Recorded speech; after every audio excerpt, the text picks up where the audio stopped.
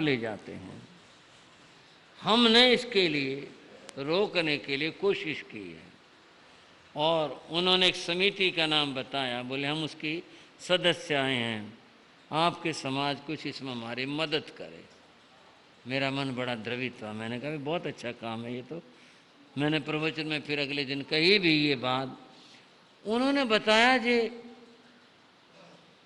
अब क्या क्या किसकी शिकायत करें, बोले पुलिस सहयोग नहीं करती।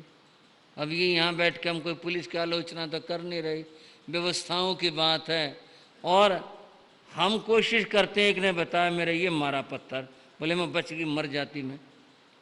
वो लोग तो बड़े निर्दयी होते हैं, उनको इस बात से क्या है।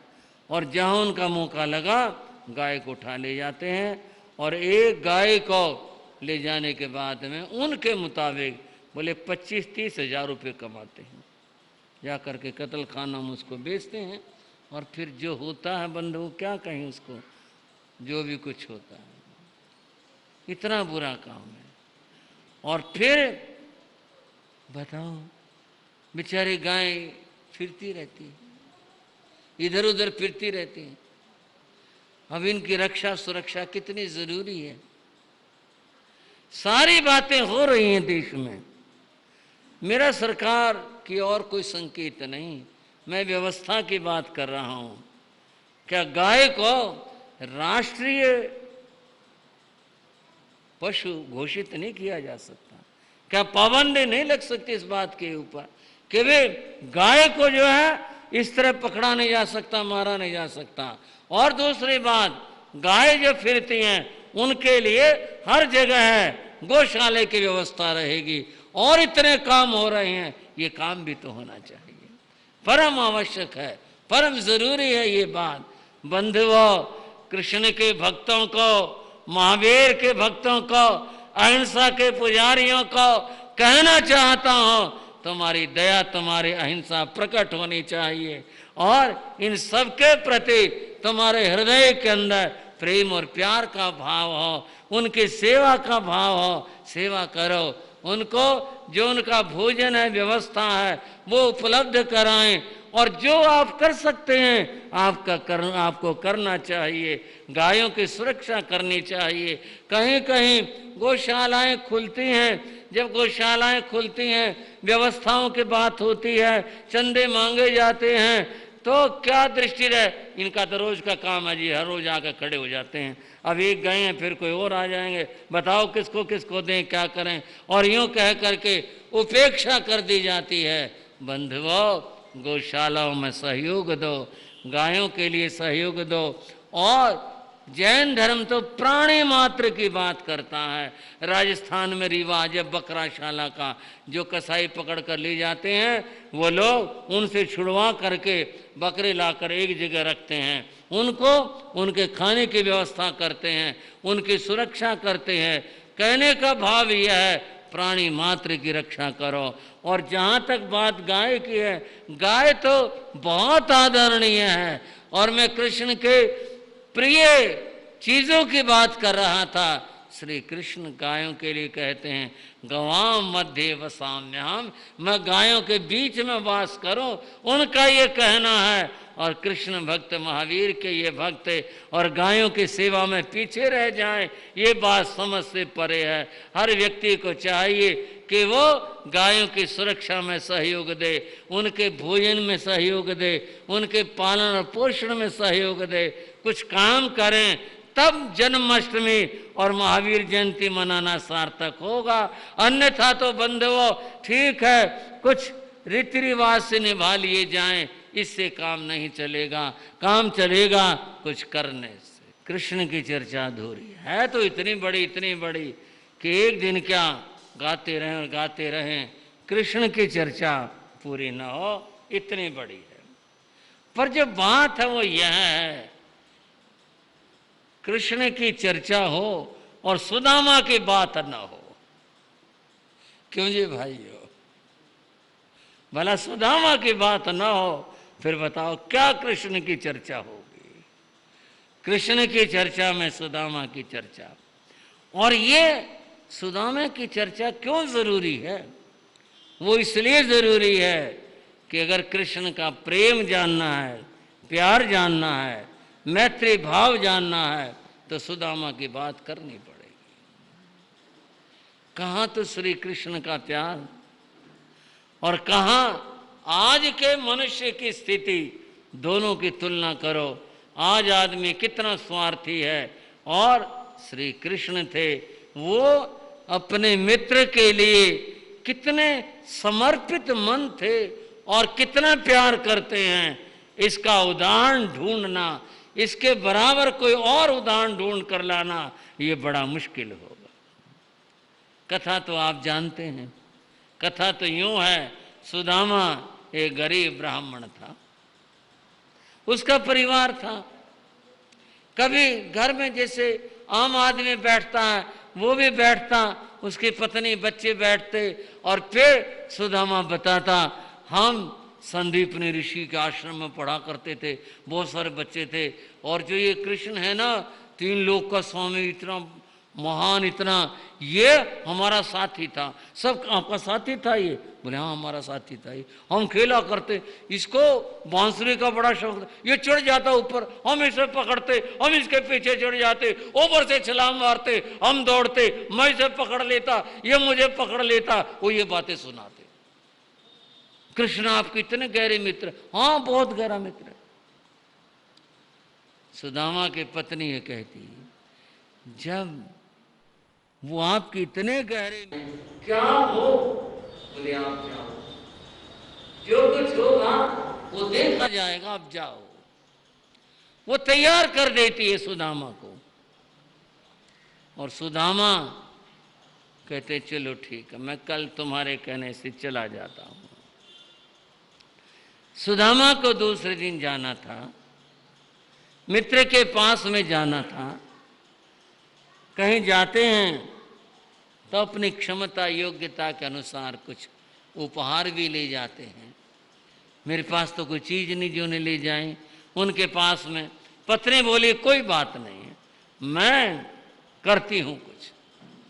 कहीं से वो थोड़े से चावल के दाने मांग कर लाई थी, और वो एक कपड़े में बांध कर पोटली बना दी। कहा ये ले, ये क्या चीज, ये क्या भेंट में दूंगा? बोले नहीं, जो महान होते हैं वो चीज के छोटे बड़े इसको नहीं देखा करते।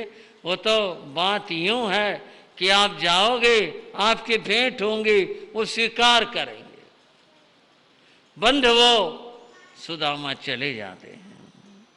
जितने दिन की भी यात्रा थी जैसी थी वो पहुंचते हैं। गए, महल पर पहुंचे, पहरेदारों ने रोका तो सुदामा ने कहा भाई तुम ये कह दो कि तुम्हारा मित्र सुदामा आया है, तुम ये कह दो। अगर वो मुझे बुलाएं तो ठीक है, मुझे अंदर ले चलना। वो अगर मुझे न पहचाने या मना करें, मैं चला जाऊंगा, तो मेरी बात तो पहुंचा दो वहां तक।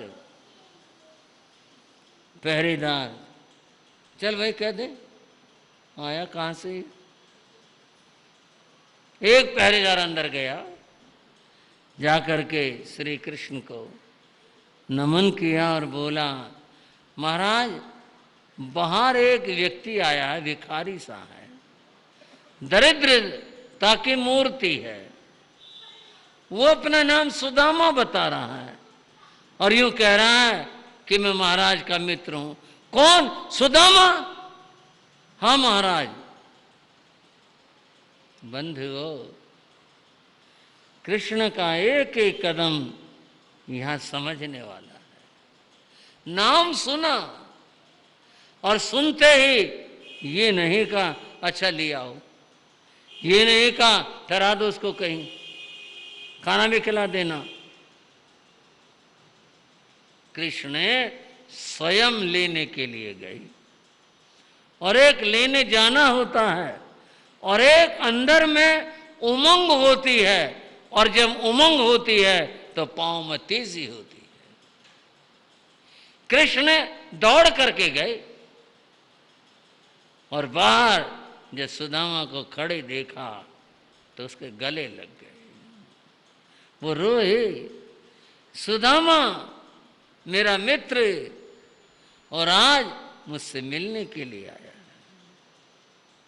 बंधुओं, अब क्या आज के ज़माने की बात करें।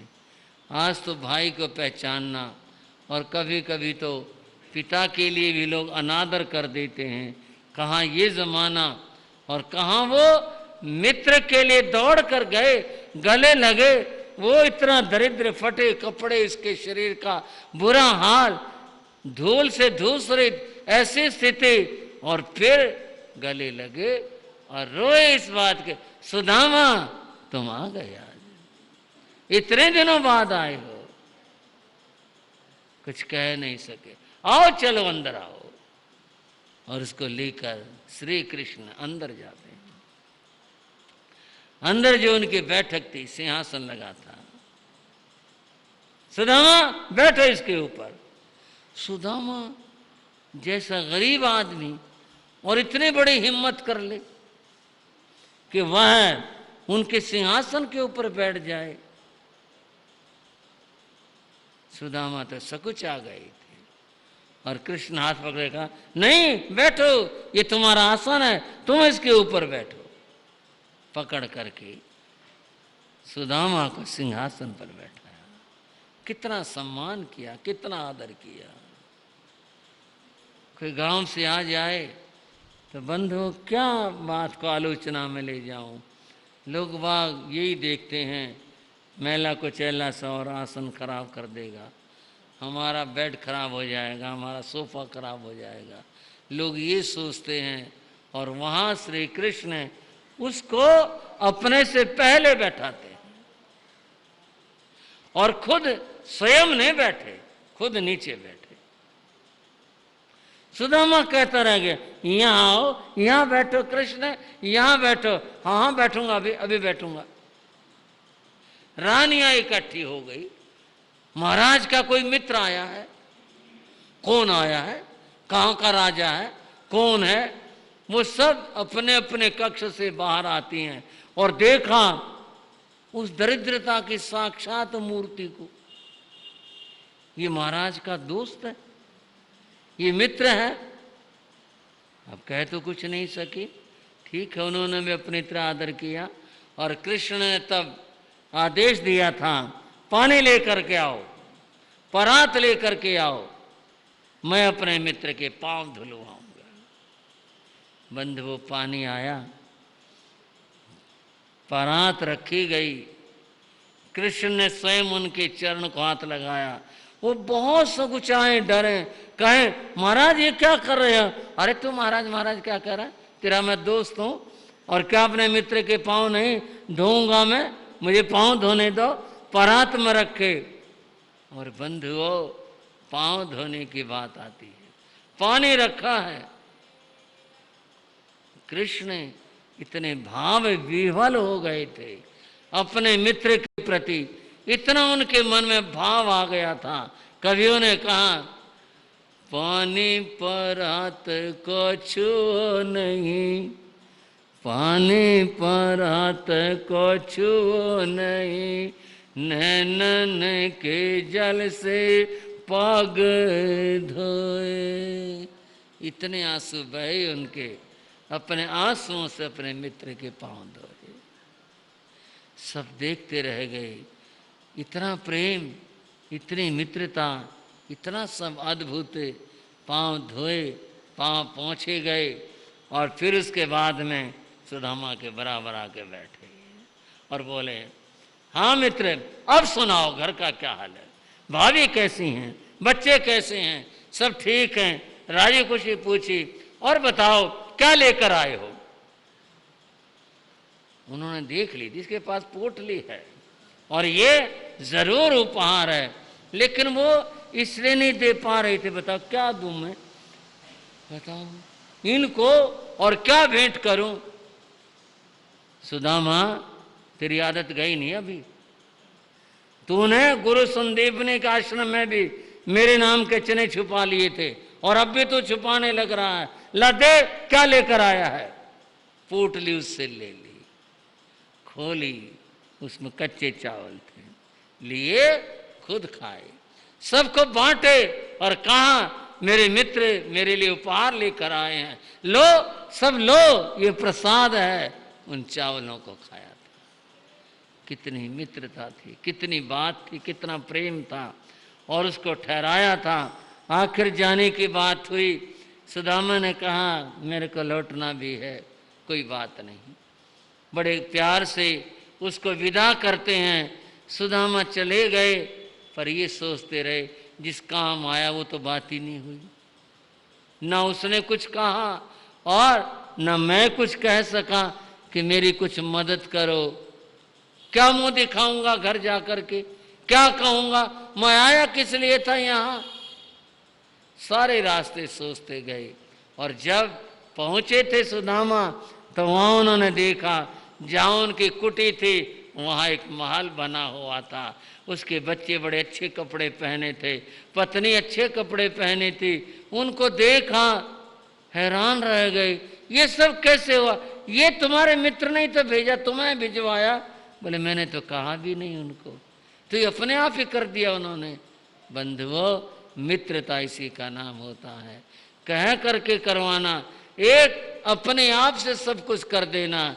ऐसे श्री कृष्ण थे।